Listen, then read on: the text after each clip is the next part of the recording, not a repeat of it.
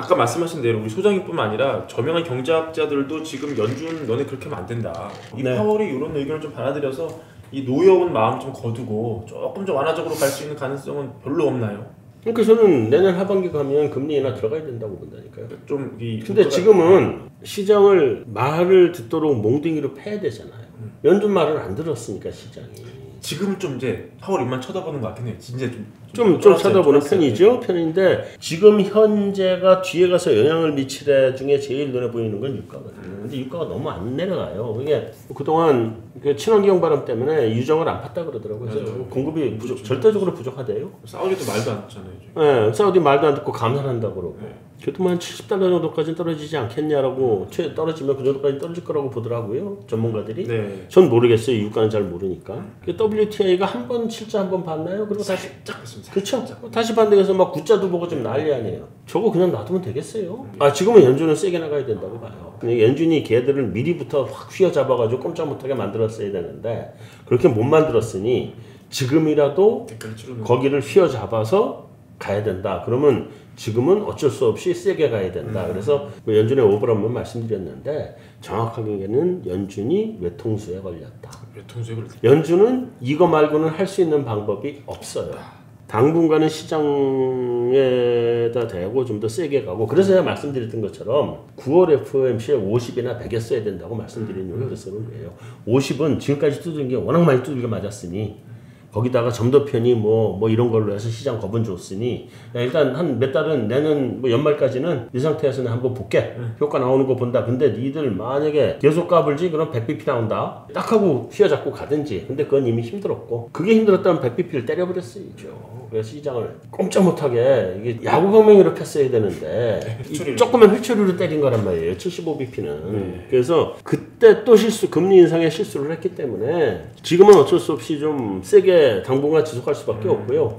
당분간 지속을 하다 보니까 이제 4.5 정도까지의 연준의 금리를 미국 2년물이 반영을 하잖아요. 그럼 내년 금리 인하 사이클이 접어들면 점진적으로 이렇게 어디까지 내려갈 것 같습니까? 모르겠어요. 제로금리까지 가기는 좀 쉽지 않을 것 같고요. 이번에는 뭐 많이 내려가면 2% 언더? 왜냐면 지금 한 4.5까지 올렸으면 뭐 2% 언더까지는 가야 효과가 나오지 않을까요? 그러니까 왜냐면 우리는 이게 정책의 관점에서 보거든요. 이게 시장에서 먹혀들으려면 어느 정도의 폭을 줘야 되느냐를 보는 거거든요. 이게 몽둥이니까.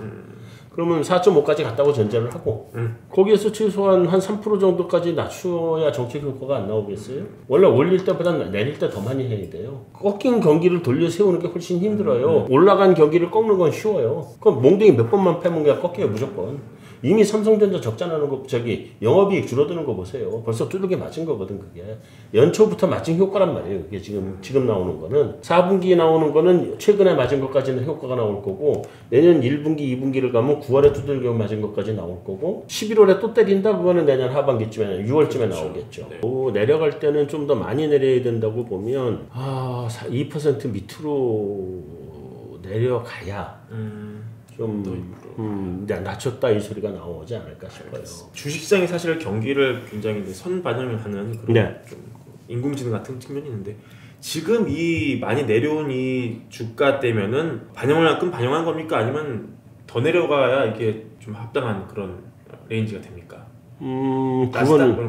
그건 이제 거꾸로 질문을 거꾸로 하시는 것 같아요. 그래요? 왜냐면 주가가 경기를 선반영하는 거잖아요. 그러면 지금 빠진 주가면 내년 경기가 어떨까를 물어보시고 있지.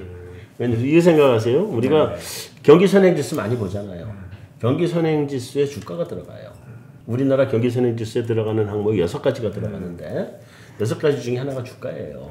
그러니까 주식시장이 합리적으로 미래를 예측을 해서 선반영을 하는데 그 예측할 수 있는 인간이 예측할 수 있는 한계가 보통 6달이기 때문에 6달 선반영이거든요.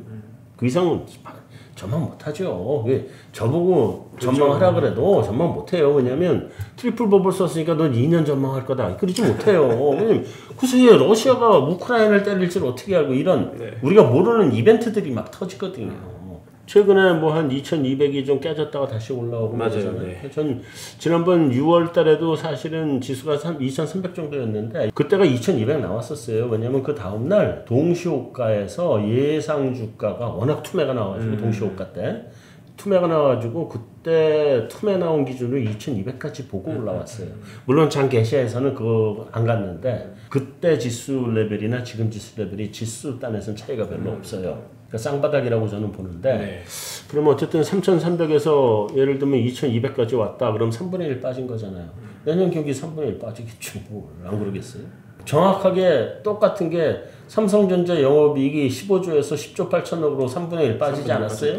네. 하여튼 그런 식으로 뭐 빠질 거다 이렇게 보시면 되고 자 그러면 이제 지금 지수 레벨이 다 선반영을 한 거냐 아니면 더 빠지냐 내년 경기를 어느 정도 반영을 한다고 봐야 되느냐는 내년 경기를 어느 정도 예측하느냐를 물어보시는 거잖아요. 관점인데 네.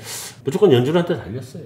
지금까지 맞은 것도 나는 진짜 그 이 큰 일본말 써서 죄송합니다만 오한마로 이렇게 두들겨 맞은 것 같았는데 연준이 지금 하겠다고 그러는 거 보면 지금까지 뿅망치 맞은 기분이에요. 그렇게 되면 경기가 심각하게 꺾일 거예요. 그러면 지수 더 빠져있죠. 방법이 없죠. 연준이 잘하면 지난번 6월이 한번 바닥, 요번이 쌍바닥을 보고 회복은 시간이 걸리겠지만 그래도 쌍바닥을 본 거고 지수단이 2200 밑으로 내려서 2000도 깨지고 이런 사태는 많이 안 올 것 같다. 왜냐면 그때도 한 동시효과 때 2200을 받고 요번에 2200이 조금 더 내려갔었고 개별 주식단으로는 또 다 다르죠. 그렇죠. 어떤 건 더 많이 빠진 거 회복한 거 있으니까 지수단으로는 쌍바닥을 보고 있다라고 저는 생각을 하고 있고요. 근데 연준이 금리 인상에 계속 그냥 핵펀치를 날린다. 그러면 이제 이건 더 빠진다고 봐야 되는 거고 그것만 아니면 바닥은 보고 있다. 다음에 푸틴이 우크라이나에 전술핵을 쏘냐 안 쏘냐 올겨울에 기후가 이상 한파가 오느냐 안 오느냐 영국이나 이탈리아나 이런 나라들이 유럽이 전체가 이제 금리 인상이나 이런저런 뭐 이상 한파나 이런 걸로 재정위기나 이런 게 한번 또 그냥 휘몰아치느냐 뭐 이런 것들이 지금 앞으로의 지수가 어디까지 갈 거냐를 결정할 수 있는 외적 변수들이거든요. 경제 내적 변수가 아니고 경제 외부 변수들이잖아요. 이게 전부 다. 그래서 그런 경제 외부 변수들이 아무 문제만 없으면 쌍바닥이다라고 보는 거고요. 만약에 근데 이런 외부 변수들은 아무도 예측 못하는 변수들이잖아요. 네. 이런 것들이 뭐가 하나 터진다 그러면 더 빠질 수 있다. 가장 심각한 거는 연준이 막 핵펀치를 막 터뜨려가지고 우리나라 가계부채가 터지고 부동산 터지면 내수가 완전히 죽으면서 지수가 또 영향을 받거든요. 제일 우려하는 시나리오는 그거. 4.5% 정도는 이미 증시에 선반영 다 됐기 때문에 그렇죠. 4.5%까지 기준금리가 올라가는 거는 추가로 경기를 더 꺾을 일은 없다. 다만 그 이상으로 만약에 더 심하게 가서 우리 부동산이 뭐 이런 문제가 터질까봐 걱정이다. 사실 우리가 이번에야 이제 인플레나 뭐 금리 인상을 걱정하지 사실 그동안 너무나 오랜 기간 저금리 익숙해져 있고요. 네. 저물가가 너무 당연한 것이었잖아요. 네. QE를 할 때도 물가가 오르지 않아서 뭐 심지어 MMT 이론이 나오지 않았습니까? 네. 앞으로 그러면 이제 장기 균형은 저물가 저금리로 전 세계가 안정됐다 이렇게 봐야 되는 또 들어가죠. 다시 이제 그렇게 하는 거고. 다시 저물가 저금리로 갔죠. 어쩔 수 없죠. 지금 이 물가는요. 우리 경제학자들은 이거를 물가라고 물가 상승률이라고 얘기를 안 해요. 물가 상승률이 계속 유지된다고 얘기를 안 하고 물가의 레벨이 수준이 여기에서 여기로 점프를 하는 거라고 얘기를 해요. 이건 물가의 점프다. 왜냐하면 일시적으로 돈을 왕창 퍼부은 거고 돈을 퍼부니까 물가는 새로운 레벨로 가서 균형을 찾는 건데 이거 하는데 아까 말씀드렸듯이 3년 걸린다 그랬잖아요. 그러니까 3년에 걸쳐서 올라가는 거거든요. 그래서 1년에서 2년 되기 전까지가 제일 세고 그 다음부터는 좀 이렇게 이제 약해진다. 말씀드렸잖아요. 그러니까 예를 들면 우리가 먹는 설렁탕 10,000원짜리가 12,000원으로 올라가는 과정을 보고 계시는 거예요 지금. 근데 12,000원 올라가고 난 다음에 돈은 퍼붓잖아요. 근데 거기에서 또 올라가려면 돈을 또 퍼봐야 되잖아요. 근데 안 퍼부면 12,000원 갈 거 아니에요. 지금 돈 더 퍼붓겠어요? 안 퍼붓잖아요. 그러면 12,000원 이렇게 가면 그때 물가가 제로 0%가 되겠죠. 그때는 여기서 10,000원에서 12,000원으로 가는 과정을 보고 있는 거고 지금 그게 거의 끝나가는 단계에 왔다. 왜냐하면 돈 퍼본 게 20년부터 퍼봤잖아요. 작년 말까지 퍼봤는데 20년 여태 퍼본 게 제일 많이 퍼봤죠. 그죠? 그러면 이때 퍼본 게 지금 작년 초부터 영향이 나오기 시작한 거잖아요. S-달 1년 뒤에 영향 나오는 거니까 나왔죠. 지금이 이제 한 1년 차잖아요. 제일 쓸 때예요. 그래 내년부터는 약해진다. 그런 거고 각국 정부의 통화 정책의 변화가 없다는 전제를 놓고 생각을 해야 돼요. 없으면 물가는 다 안 오를 요인이 없잖아요.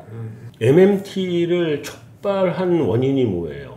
첫째는 성장은 하는데 일자리가 안 생기는 게 제일 큰 이유잖아요. 그렇죠. 성장은 해요. 근데 일자리가 계속 줄잖아요. 안 생긴단 말이에요. 그 성장을 AI가 해버리니까 또는 기계가 해버리니까 일자리가 안 생긴다고. 대규모 노동 투입이 없는 세상으로 들어왔고 그만큼 자본이 넘쳐나는 세상으로 왔잖아요. 그러면 계속 일자리는 안 생기거든요. 앞으로 그게 일자리 더 생길까요? 앞으로는 더 안 생길 거 아니에요. 지금까지는 AI가 바둑 천재만 이겼는데 앞으로는 AI가 레오나르도 다빈치도 이긴다며요. 그림도 더 잘 그린다며요. 지금 곡도 더 잘 쓰고. 네, 모나리자보다 더 이쁜 그림 그릴 거란 말이에요. 좀 있으면 창작을 하던 사람도 할 일이 없어지는 구조가 되고요.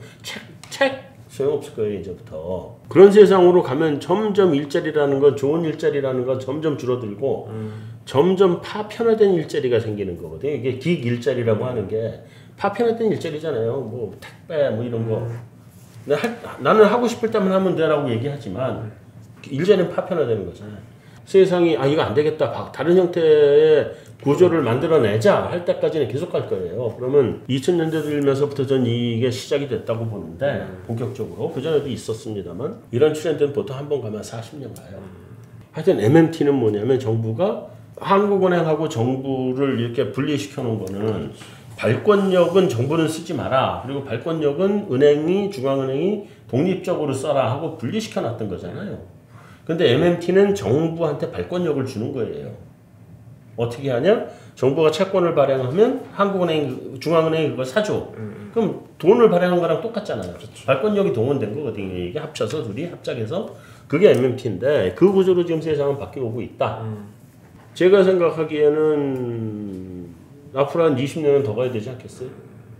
그리고 그 다음에도 해결이 날지 안 날지 모르겠어요. 저는 다른 형태로 해결을 낼 것 같아요. 우리가 기본소득 이런 거 실험을 많이 했잖아요. 뭐 그렇죠. 북유럽에서도 실험을 했고, 뭐 스위스는 투표에 붙였는데 25%의 찬성이 나왔고, 맞아요. 75% 반대로 떨어졌는데 스위스에서 25% 찬성 나온 게 대단한 거예요. 원래 스위스 사람들은 기본소득 이런 거 돈 나눠주자 찬성 빵이에요. 빵 원래 그 사람들은. 근데 25% 나왔잖아요.